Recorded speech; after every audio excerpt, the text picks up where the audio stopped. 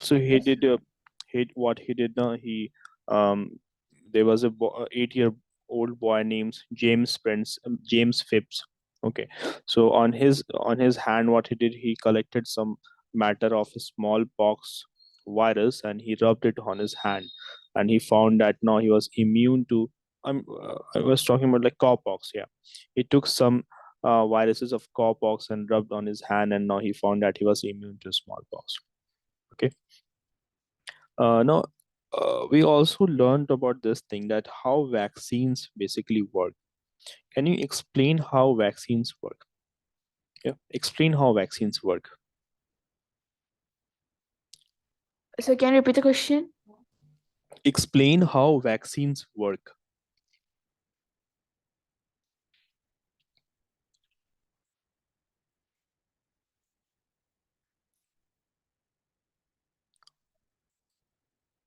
Hope I'm audible to you. Sir, explain how vaccine. How vaccines work. How do vaccines work simply? Like it gets entered to our body, and then when like any bacterias or diseases, when it comes near the body, like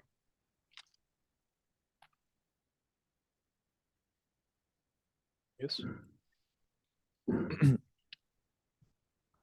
yeah, the vaccine will fight with like yeah, fight with the diseases and protect our body. Okay. See, yes, that is true, but the main reason is that how it basically works. Whenever you take in vaccine basically contains a component or weakened form of a virus. What does it contain? It contains a weaker version of a virus, or it can contain some parts of virus or a dead virus.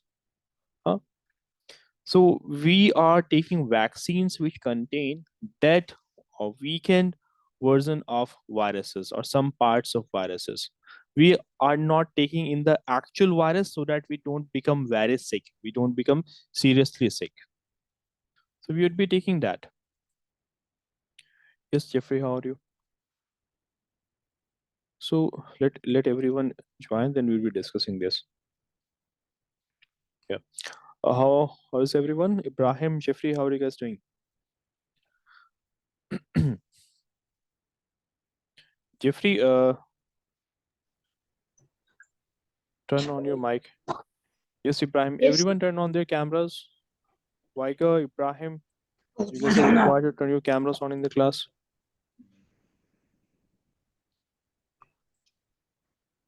Yeah, good. Vaika, you also turn your camera on in the class.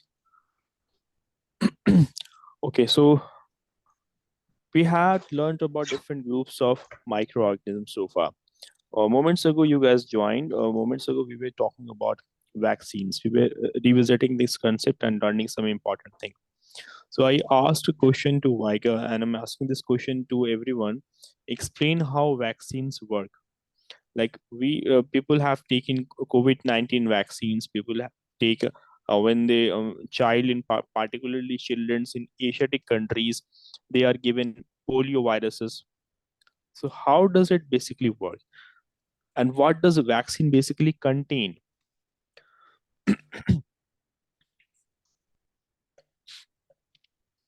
Everyone understood my question? yes, sir. Yeah.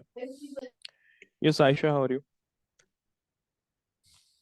See, Aisha, right now we are discussing about the working of a vaccine. How does a vaccine basically work? So previously, as I explained to you, that vaccines basically contain a component or a weaker version of a virus. Say, for example, there's a COVID-19 virus. COVID-19 virus is there. So the vaccines were given of this virus to people. So the vaccines basically contain weaker virus. It contain weakened virus, or it contain parts of that virus. Parts of the body of that virus was contained in this vaccine. So when it was given to your body, so it basically triggered your body to develop antibodies. when a human would be taking this vaccine, so his body develops antibodies. What does it develop? Antibodies. Antibodies. So this antibody will fight with it. This antibody, it fights with the virus. It fights with it. It will fight with it, and it will keep a memory of it. It will remember it. Now it will remember that virus. Getting it now? Furthermore, whenever the person were to get infected with the actual virus, with a strong virus, then your bodies would have the antibodies in your body have a memory of it. It would have remembered it earlier. So when the person gets infected with the actual virus, now the body would have antibodies prepared in his blood. So now the body would be able to fight in a proper manner with that virus. Is that clear to everyone? Yes, sir. Yes, sir. Okay. That is the thing. Okay, now there's one question. Are vaccines effective against the disease caused by bacteria? Answer this to me. Like someone is infected with the bacteria. So in that case, taking a vaccine, is it going to be helpful? Yes. Generally, when a person is suffering from a viral infection, so thereby it is usually we don't get usually when a person is suffering from like bacterial infections, usually the vaccines are not very effective, but there are some of the vaccines that could be effective. Okay, now anyways. Also, this act of giving vaccine to help the immune system of a person to develop immunity from a certain disease, this act of giving vaccine is called as vaccination. Okay, now?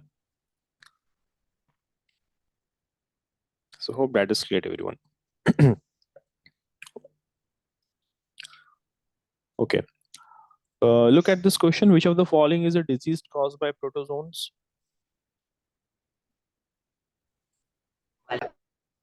Malaria. Malaria, obviously. Okay. Okay. Next question. Which of the following disease is caused by a bacteria?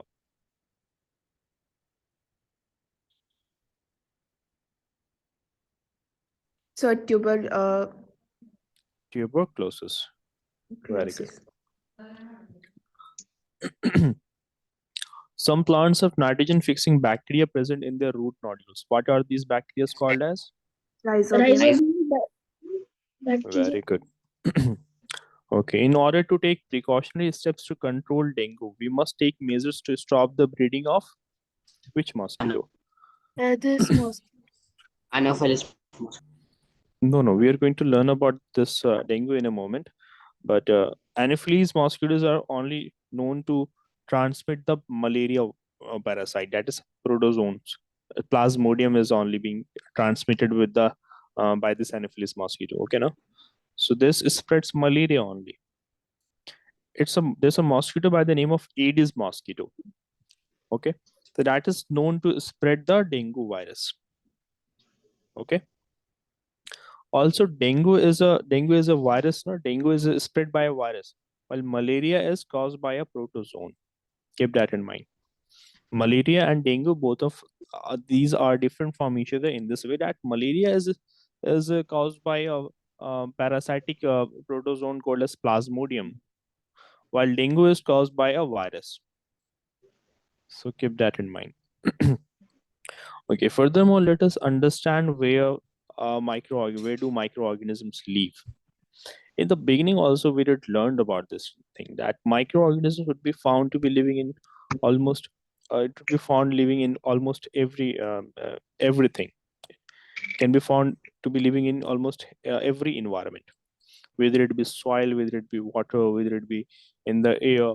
Do you know, like some of the microorganisms can survive under extreme heat. Some of the microorganisms can survive under extreme heat. Like there are some bacteria that are able to grow even at a temperature of 100 degrees Celsius or even more. So bacteria can adapt. So there are certain microorganisms called as thermophiles, for example. There are some microorganisms called as thermophiles that can survive in extreme heat, even if it is exceeding the temperature of 100 degrees Celsius. Like, particularly those kind of microbes would be found to be living in the deep sea thermal vents.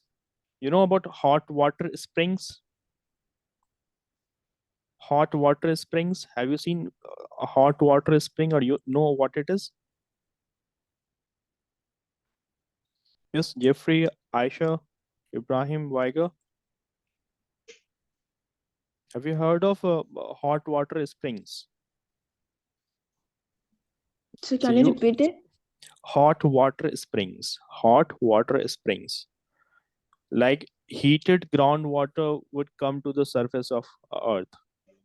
Yes, Heated sir. groundwater would be coming from certain parts of Earth. Huh? So it is actually like whenever the water would come in contact with magma now. So they were the underground water, whenever it will come in contact with magma, it will be heated up. And via some crack in the land, via some vent, it will come out. So that is hot water springs. So some of the microorganisms are found to be living in hot water springs as well. So the thing, a special thing about the microorganisms, some of them are that they can adapt to the extreme conditions as well. Okay. Um, do you uh, do you know about a microorganism that can survive in space also? Ever thought of such a microorganism that can survive even in space for some time? Yes, anyone? No, sir. See, there's a microorganism by the name of do one thing. I don't have a picture of it. I would otherwise I would have shown it. Like by the name of this tardigrade. This is a very tiny living microorganism. It's particularly found in seawater. It is also called as sea bear. It is also called as sea bear. So this microorganism, that is sea bear, particularly found in the um, seawater, it can survive in the harshest condition. It can survive in the harsh conditions of space also. For at least 3 years, it can survive in space. Hmm? For at least 3 years, this microorganism can survive in space. So microorganisms are pretty much found almost everywhere. It can be found in soil, in water, in air. It can be found in an environment exceeding the temperature of 100 degrees Celsius, like it can be found in the deep sea water. It can be found in the hot spring water. Microorganism named tardigrade. It was found that it can survive in the space for up to 3 years. Uh, The water that you are drinking, it also contains so many microbes. Uh, So microbes can be found pretty much everywhere. Furthermore, microbes are found inside the body also. There are so many microorganisms that are very important in the process of digestion of food. They are very critical for the process of digestion. In the previous class, I believe I did told you the total mass of microorganisms found in an average human body. Does anyone recall? Like, I did told this interesting thing that um, in human body there are around 30 trillion cells are there. But talking about microorganisms, there are 39 or 40 Yes, sir. trillions microorganisms, including bacteria, viruses, fungi that would be found to be living inside our body right now. So there are different types of microorganisms found to be living in our body, and they would make 1 to 3% mass of our body would be constituted by them only, right?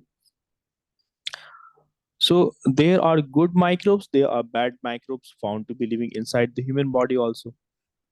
So for example, if you were to look at our body, there would be microbes found in the mouth and throat, in the nose, in the stomach, uh, in the gut, in the skin, etc. So they would be found pretty much everywhere in the body. So then what are the microbes that are beneficial for human body? There are some microbes that would be helping you in the process of digestion. Getting it now? So how they would be helping in the process of digestion? Like they would be helping to break down the food and absorb nutrient from it. Certain microbes can boost your immune system. Certain microbes can prevent the growth of harmful skin bacteria. Okay, getting it now? Yes, sir. So hope you guys are getting it.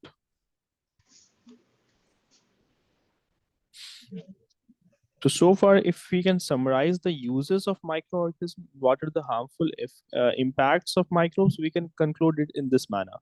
So far, we have learned that in the preparation of curd, bread, and cake, it is important for production of alcohol, wine, and acetic acid. It is important for preparation of medicines and vaccine. It is important. They help to decompose the rotting bodies in the environment and helps to keep the environment clean. They are also helping you to increase the fertility of soil. Like you have rhizobium bacteria, you have azotobacter, huh? Biofertilizers. If you guys can recall, you would have studied it in the first chapter as well. There are some biofertilizers also, which basically contains the essential bacteria, which increases the health of soil, increases the fertility of soil. Then there are lots of microorganisms that would be have a harmful impact on the health of plants, animals, and human beings. They would be known to spoil the food and cause food poisoning as well. Let us quickly revisit these concepts. How is curd formed? We are going to learn about the formation of curd, and we'd also be learning about how acetic acid is formed. Okay, now using the help of microbes, how acetic acid will be formed. Okay. So all of you know that there's a bacteria by the name of lactobacillus, which should be Yes, sir. used to convert milk into curd. So basically what happens now? In the process,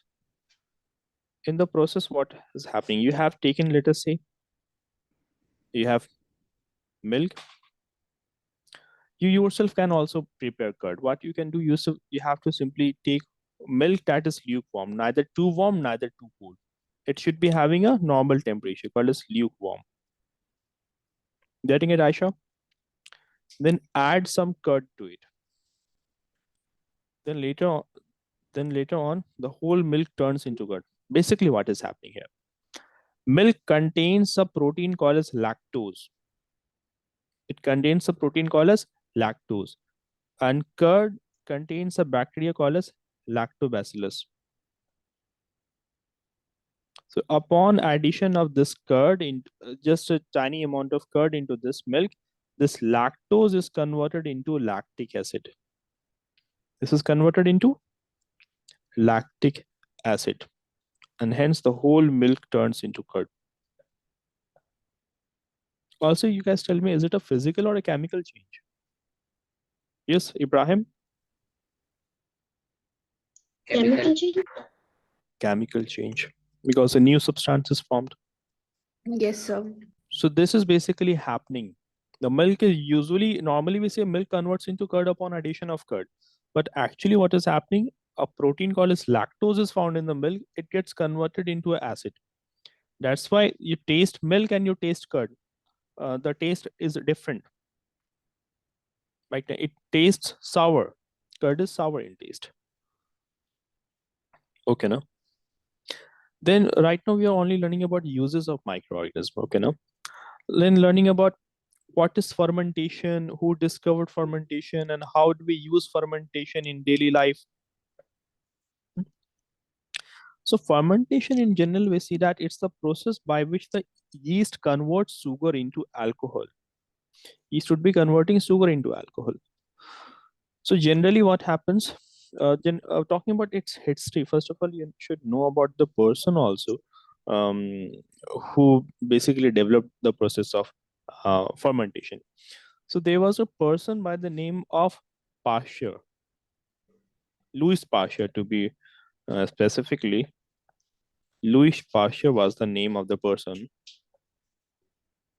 So in the year 1857, so Louis Pasteur conducted some experiment and conducted some activities in which he demonstrated how certain bacteria can cause souring of the milk, and then it can convert the milk into curd. Getting it, guys? He basically, what he did now, he demonstrated how bacteria which are turning the milk into sour, it was formerly thought to be merely a chemical change. Earlier he thought of it to be a merely chemical change, but then later on he identified that bacteria, he identified the role of that bacteria which was leading to spoilage of the food, and later on he also developed pasteurization. But first of all, let us understand about this fermentation only.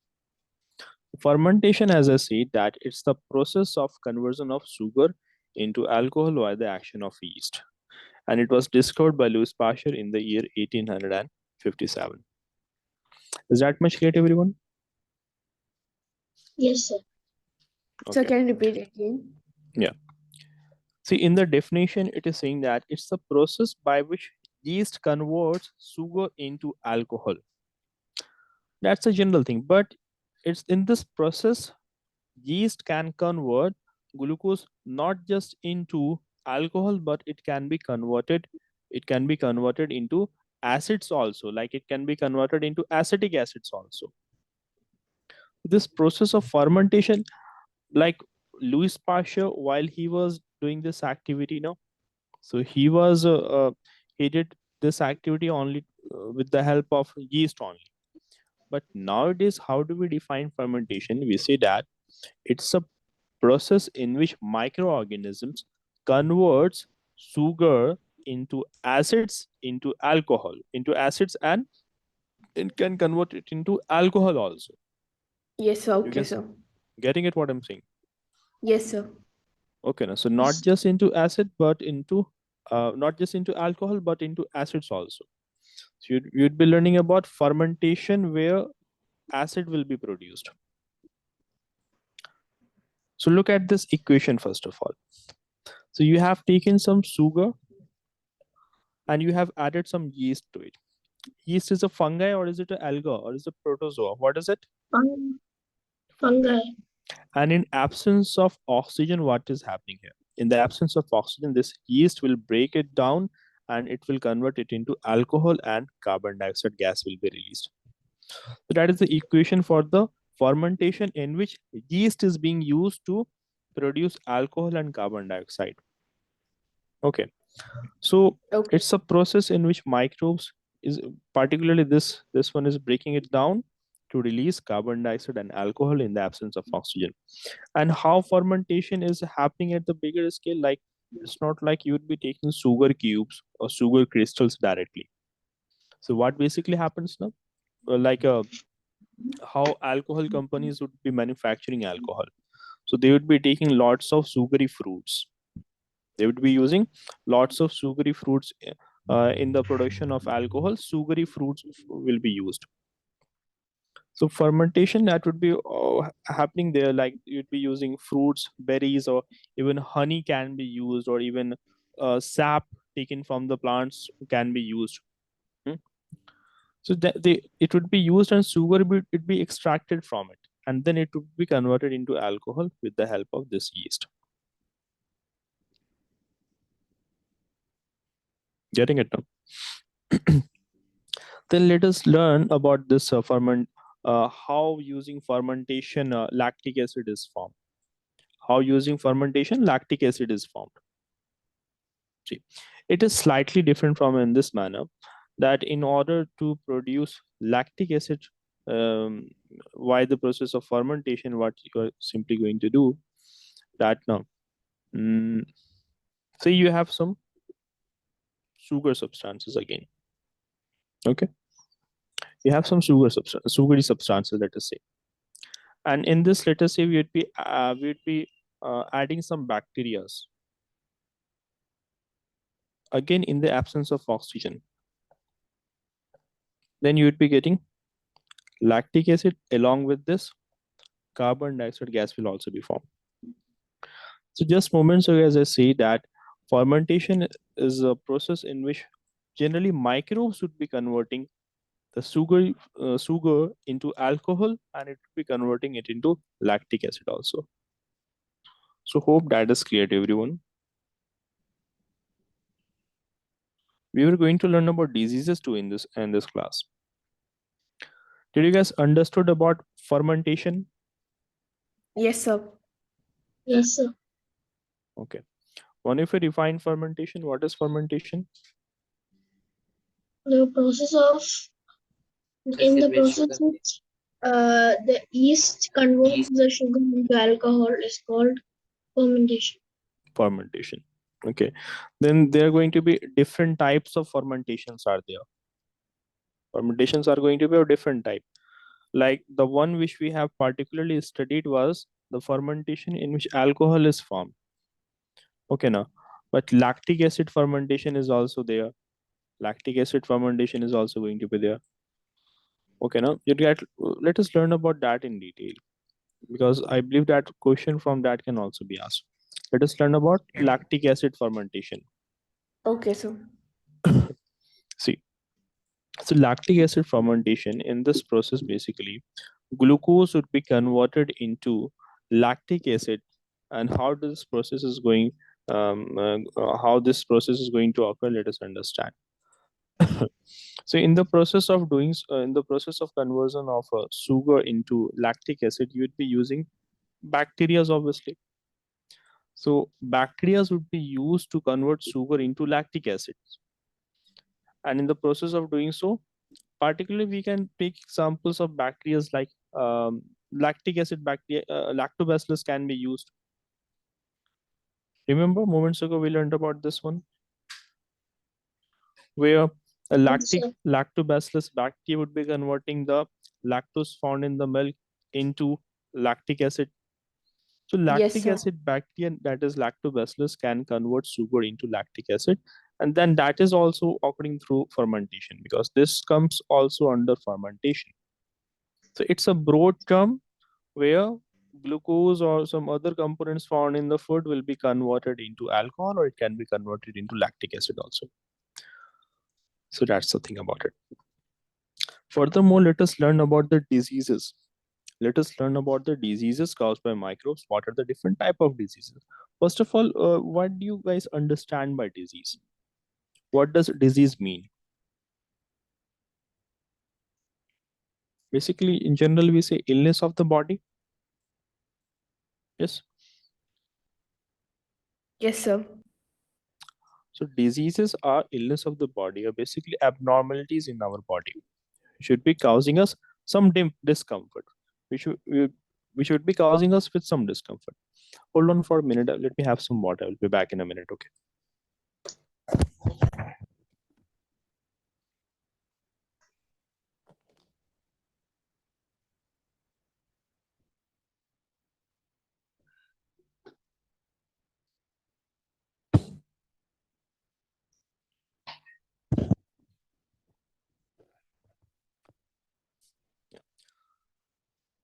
Yes, I'm back.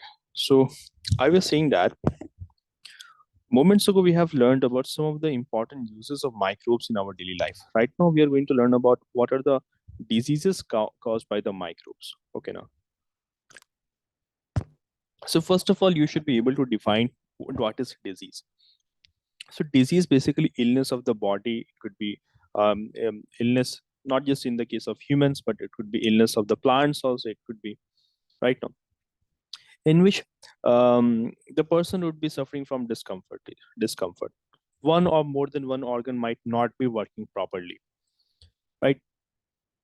So diagnosis of the disease would be done. Body would be exhibiting some symptoms. So based on the symptoms, a diagnosis of the disease will be done.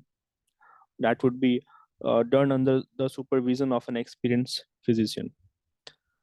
So that is the thing. Disease are basically abnormalities in your body that causes discomfort, and that discomfort could either be due to abnormal function of one or more than one organs. We should be might be either affected by a fungi, either affected by a bacteria, or either it could be affected by a virus, etc.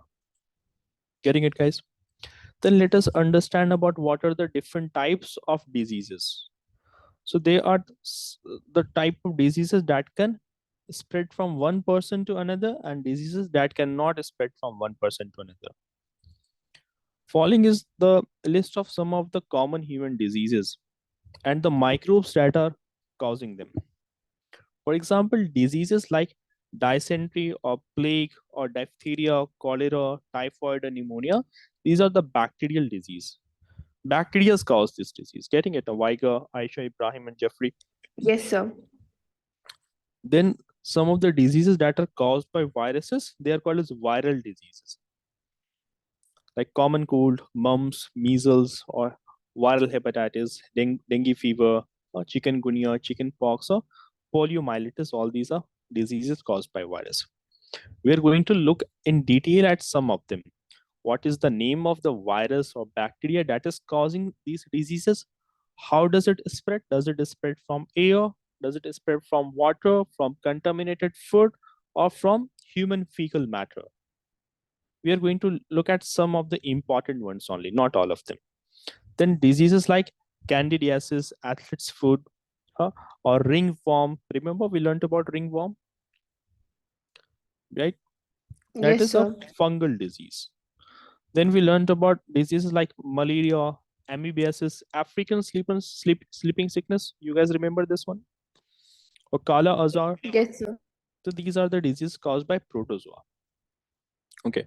Then there are some diseases that would be caused by worms, like ascariasis or filariasis, that are called as helminthic disease. Helminthic diseases are also there. Getting it now? So in which diseases would be would be caused by parasitic worms. There are different kind of worms found to be living inside the intestines of human bodies, like tapeworm, roundworm. How many of you know this fact that there are worms found to be living in your gut, in the intestines? Hmm? And many I know. times, what would happen, like in the case of a person suffering from ascariasis has to get operated, like a person suffering from a severe case of what do you say, ascariasis. He had to get it operated, he had to get it removed. In the case, you'd have seen, like I have seen, like surgery videos where hundreds of roundworms, hundreds of tapeworms have to be removed from the intestine of the peoples. What happens? Worms would be laying eggs. Normally when a person is healthy, so there won't be that much of worms present in his body, or the size of worm is not going to increase. But if the eating habit or if the digestion of that person is not okay, so he can suffer from a ascariasis. In this, what is going to happen? The size of the worm is going to increase too much. There's a worm called as tapeworm. In this, what is going to happen? The size of the ascariasis worm will increase in uncontrolled manner. It would be laying eggs and new worms would be growing. So they can be in hundreds of, they could be in numbers of 100. So it has to be operated. So diseases caused by worms are called as helminthic disease. But our main focus is going to be on the first four types of diseases. So based on the cause of diseases, these are the four types of diseases. Furthermore, based on whether a disease can transmit from one person to another, there are two categories of diseases. One is communicable, another one is non-communicable diseases.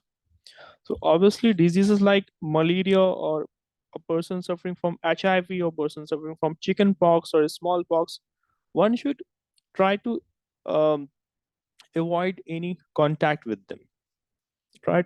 To avoid any physical contact with them. Getting it now? Because it is a communicable disease. A person can Yes, sir. get infected with these diseases. A person can get infected with these diseases.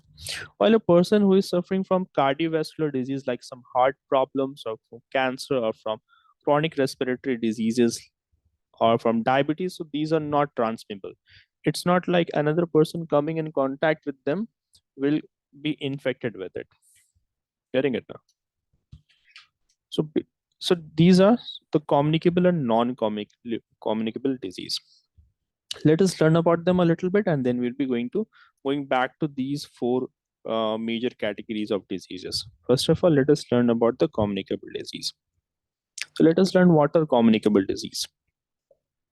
As moments ago, we have learned a disease that can transfer from a infected person to a healthy person.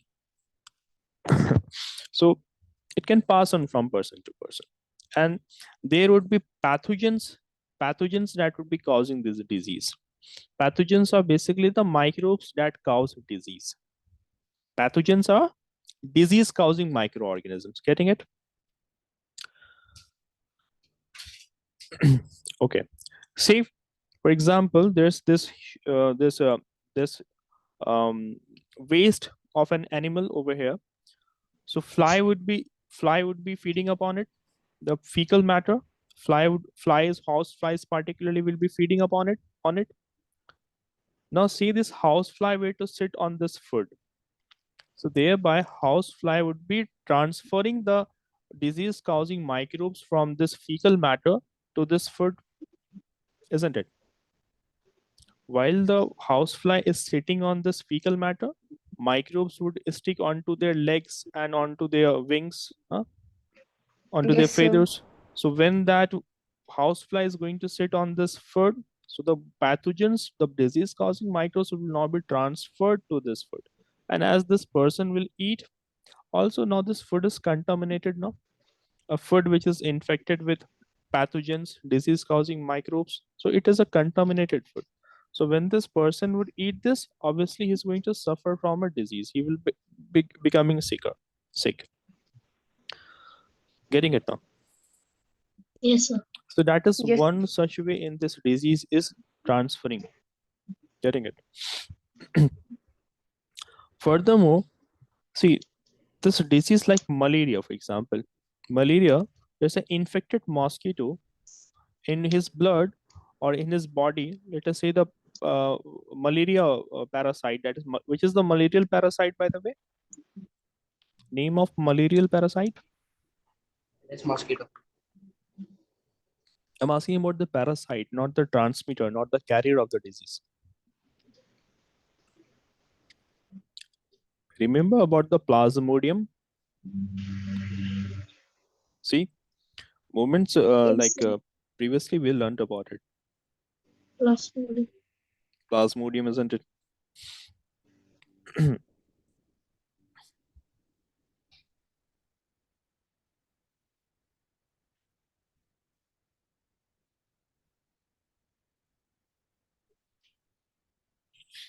We were learning about this plasmodium, if you guys can recall.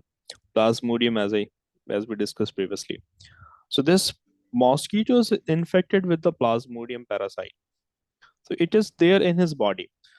So when this mosquito would be biting this person, this healthy person, so thereby the plasmodium parasite will be transferred to his blood, and that blood will go to his organs, like liver particularly will be impacted by it, and it will harm the organ, and the person will become sick.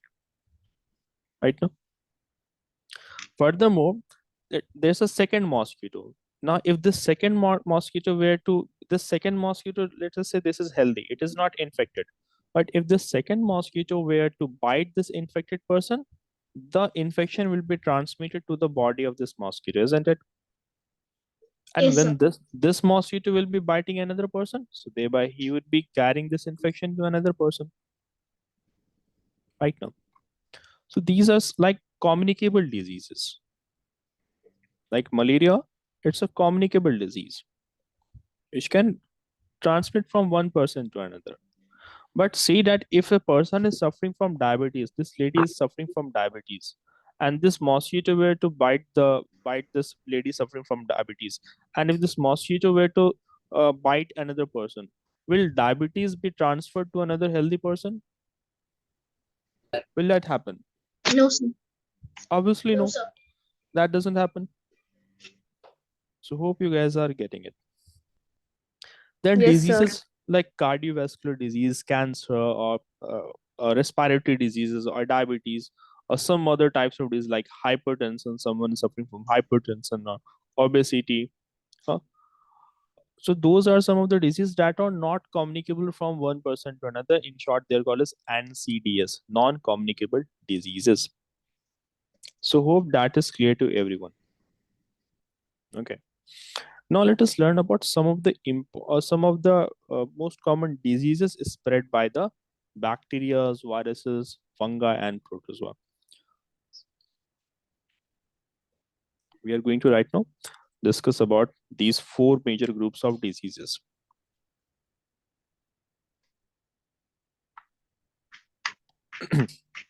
Okay. So for example, there's a disease called as cholera. Would have heard about the disease cholera. Yes, sir. From this chart also Yes, you sir. can recall it was, I believe it was mentioned over here, cholera over here, which is caused by a bacteria. We are going to talk about these diseases. We are going to learn about cholera, typhoid, and pneumonia particularly, and dysentery also. Okay. So first of all, let us learn about cholera. So cholera, it's a kind of a diarrheal infection. Like the person would be suffering from diarrhea also. So if person were to consume infected food or infected water, so thereby the person would be suffering from a condition called as cholera, in which the stool will be watery, like watery diarrhea. You understand about diarrhea? When there is Yes, fecal sir. matter from the Yes, body is sir. released in a watery manner, it's contains lots of water in it, the person would be suffering from vomiting also. His thirst will increase since his body is getting dehydrated via vomiting and via diarrhea. Lots of fluid is lost from the body. Lots of food is lost from the body. Getting it now? So thereby the person would be continuously having a increased thirst. His thirst will be increasing, thirst for water, right? He would be having a restless condition or will be having a very irritable behavior, can become very irritable, or have cramps in his leg, can have cramps in his leg. So when a person has falling symptoms, then the person might be suffering from a condition called as cholera. Sometimes cholera has been called as blue death also. Okay. Cholera also called as blue death. Can anyone think of the reason why it is called so? Why cholera is also called as blue death? Can anyone think of this? Yes. Because the bacteria is in like blue color. No, it's not about the color of the bacteria. No, that is not the main reason. Anyone else?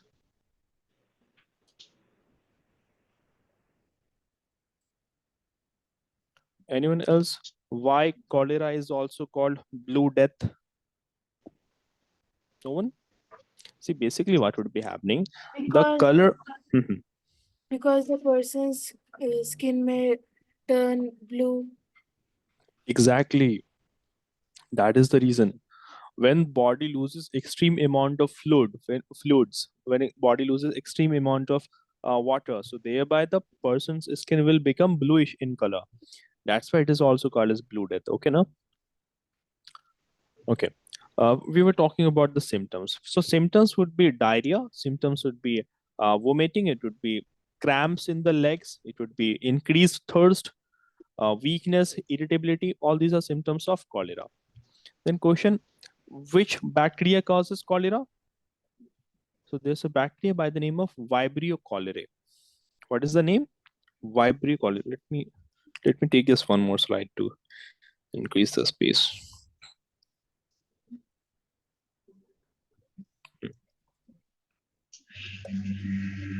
You are learning about cholera. It is caused by a bacteria. The name of the bacteria is Vibrio cholerae. You all have to memorize the name of this bacteria, cholera causing bacteria. Okay, now? It is important. What are the symptoms I told you? Vomiting, diarrhea, thirst, Okay. And Dehydration. dehydration, very good. Thirst will be due to dehydration. And cramps in his leg. Leg cramps, very good. Bluish Or skin. bluish skin, very good. Right now, so this is the thing about it. Good. Also, like this bacteria will be particularly targeting the small intestine. It will be particularly targeting the small intestine. The target areas is small intestine. Furthermore, if you were to talk about what is the cause of here, what is the reason of contracting this vibrio cholerae? So, if someone were to drink contaminated water or contaminated food or water that is contaminated with this bacteria, so thereby he would be contracting this disease. So, consuming contaminated food slash water. So thereby it's a disease that would be it's a food or waterborne disease. Okay, now that is the thing. Now, how can one prevent themselves from this cholera? What are the steps one has to take? So one should drink bottled water or water that's been treated, water that's been boiled or water that's been cleaned. Food should be thoroughly cooked. It should be properly cooked, and after cooking, it should be closed, not kept it open. Individuals should peel their own fruits. When you are eating the fruits, you should, if it is infect, if you should clean it properly, or the fruits that has to be peeled before eating it, it should be peeled properly. Hmm? Avoid eating straight foods. Okay, wash your hand frequently and properly. So that is the thing. Who will tell me the shape of this bacteria? Is it a comma shaped bacteria, rod shaped bacteria, spherical shaped bacteria, or a spiral shaped bacteria? comma shape, It's a Very good. comma shaped bacteria. Hmm. So it's a comma shaped bacteria. Very good.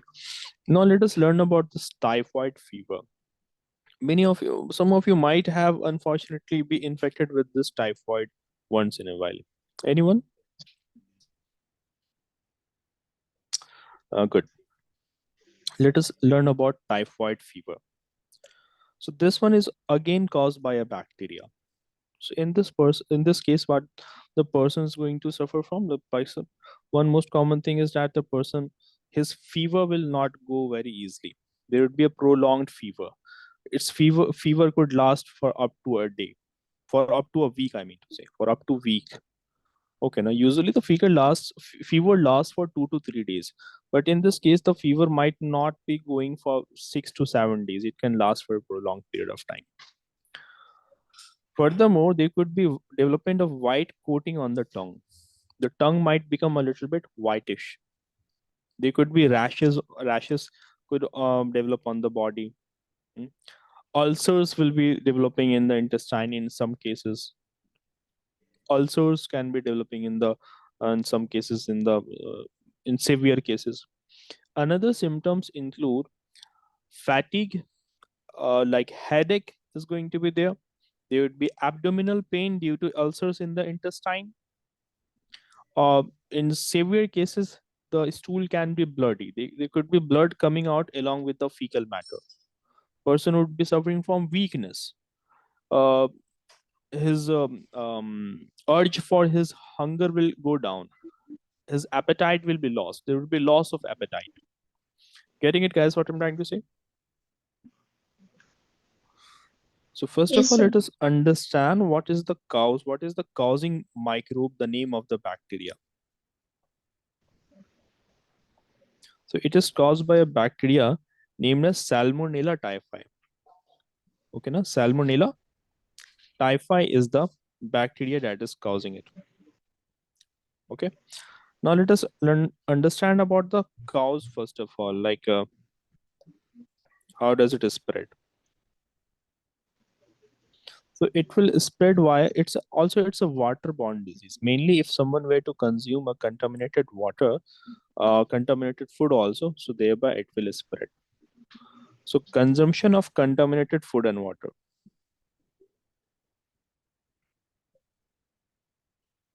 Contaminated food and water is the cause for this disease. Talking about the symptoms, what are the symptoms I told you guys about this? Yes, list down the symptoms.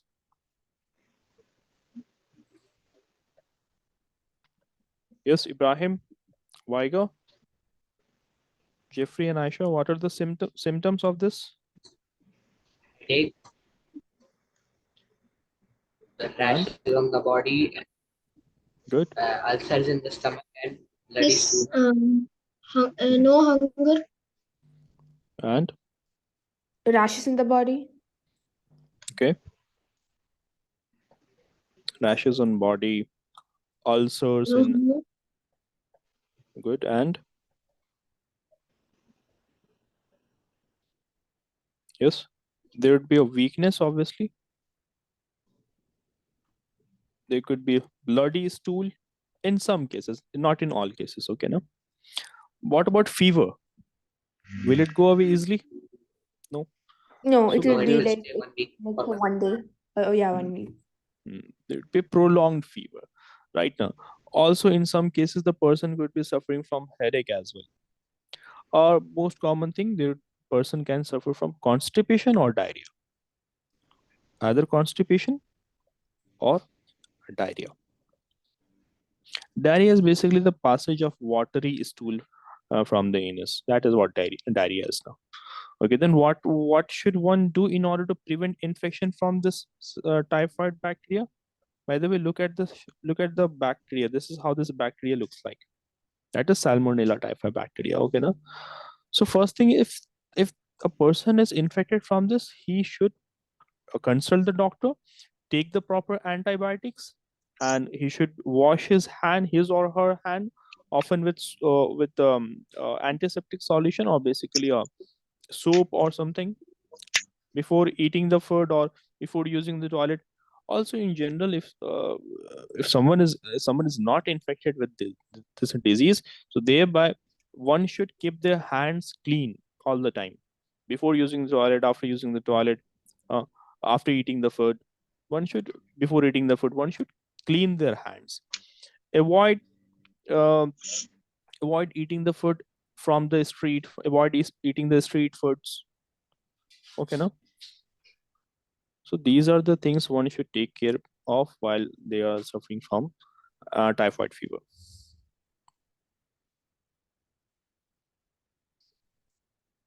Okay. There's one interesting disease called as botulism. It's a very rare kind of disease which is caused by a toxin that attacks the nerves of the body, in which the person would lose control on the facial muscles. He would lose the controls on the facial muscles because the nerves of particularly the faces will be impacted. So there's a bacteria called as Clostridium botulinum. It produces a toxic substance that impacts the nerves found in the body. Getting it now? And how it can occur? It can occur due to contamination by consuming contaminated food, or if someone were to injured and he had a wound, and if that wound were to be contaminated by this Clostridium botulinum bacteria. Okay, so that is called as botulism. Anyways, that is not, you guys don't have to remember it, but just for some extra knowledge, I'm telling you this thing. Okay. Furthermore, Okay, sir. you have got some more diseases, like we learned about typhoid and cholera. You have some more diseases like this dysentery also, and pneumonia is also there. So let us learn about them too. It would just take 1 or 2 more minutes to complete this one. Let us learn about what is dysentery. So talking about dysentery, it is particularly an infection of the intestine, which would lead to diarrhea. It can the diarrhea, the stool can contain water and mucus in it also. It can contain water and mucus in it also. So it's a kind of a intestinal infection where it's a case of severe diarrhea. It's a case of severe diarrhea right now. The person would be suffering from cramps in his stomach. The fever, the body temperature will become too high. Or the person would be developing chills. You understand? Chills, sudden cold. Okay. His mouth might become dry, his skins, his lips, it might become dry due to dehydration, due to excessive loss of important fluids from the body. Getting it, guys, or not? So it is caused by a bacteria known as Shigella bacteria. Talking about dysentery, it is caused by a bacteria named as Shigella, Shigella bacteria. Okay, now.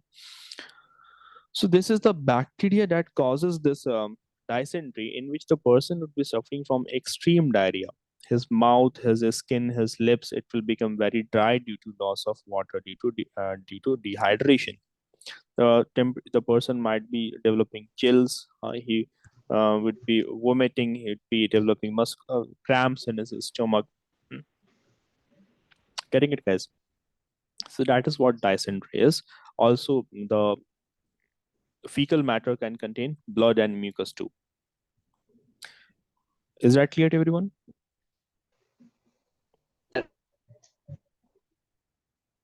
What are the symptoms I told about dysentery? Yes. Stomach Okay. cramps in the stomach. Stomach cramps, good. And high body temperature, basically fever.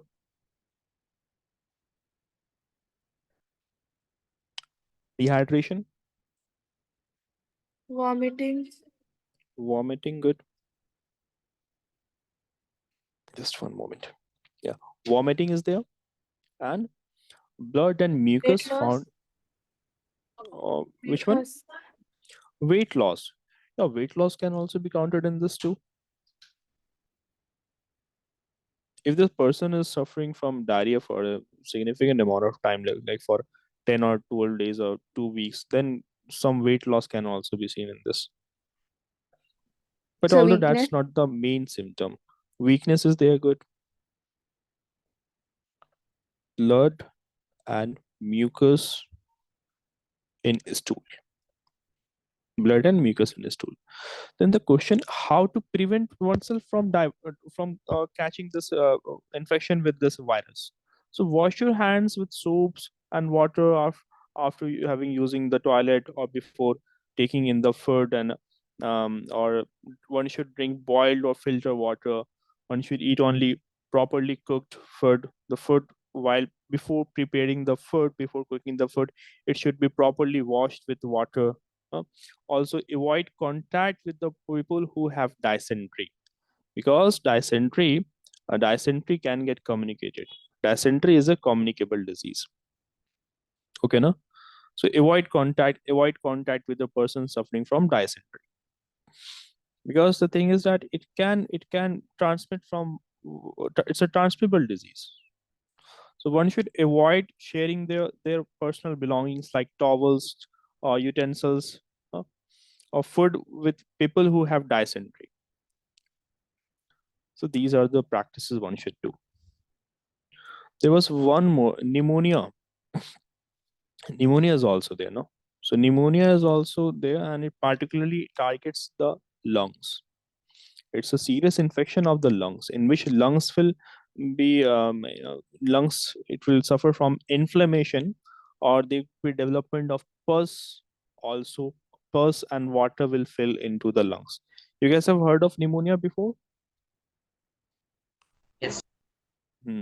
So in pneumonia, what happens? It's a serious infection of lungs, which causes inflammation in the lungs.